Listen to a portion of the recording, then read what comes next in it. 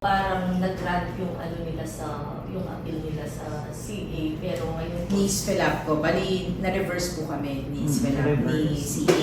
So nag-MR, naka-motion for reconsideration. Iniingamano na ning Commissioner ng Energy Regulatory Commission o ERC ay Mona Lisa di malanta kang Mayor Vilma Caluag keng karelang meging meeting keng ERC office nganing Miyerkules January 24. Agpang di malanta, may nikwayang paborabling desisyon keng Court of Appeals o CA ing San Fernando Electric Light and Power Company o SPELAPCO anyang inapilare ing meging desisyon ng ERC at dapat lang mag-refund 600 million pesos kareng-karelang consumer.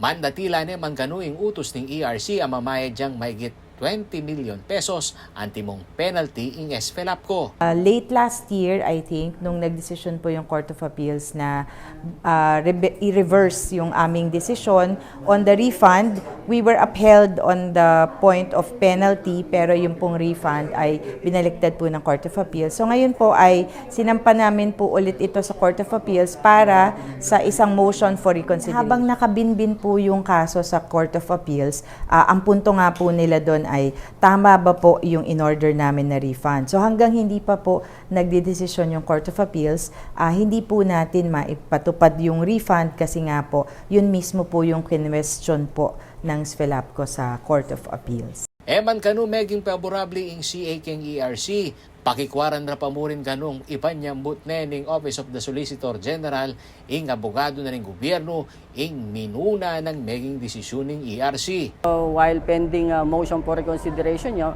mag-file ka mo mong petition for intervention just to at least manikwata ang kopya da ring documents, ring order sa papalwal na ng Court of Appeals. And the pleadings da ring parties ipapile na ng SPELAPCO, bidyan tamong kopya. Epa naman final ita, kasi pending motion for reconsideration niya ing ERC through OSG. Samantala, para himpata sa pamamamalita, pekikwana ng CLTV 36 News Team aakatalamitam ing spokesperson ng SPELAPCO ay Kong Irwin Lucum.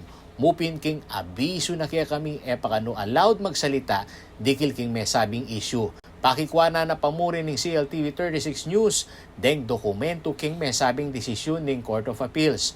At atanda ng basiking mumunang order ng ERC nilabagya king Electric Power Industry Reform Act of 2001 o EPIRA Law ing SPELAPCO at pasubli na laring mikit 6 at dala na milyong pesos uling king sobrang siningil na niti kareng consumer ang manibatan anyang banwang 2014 ang ganaking banwang 2022. Aking kaya kayong talasuyo ay Paulo G. Santos, ating pusong makabalen.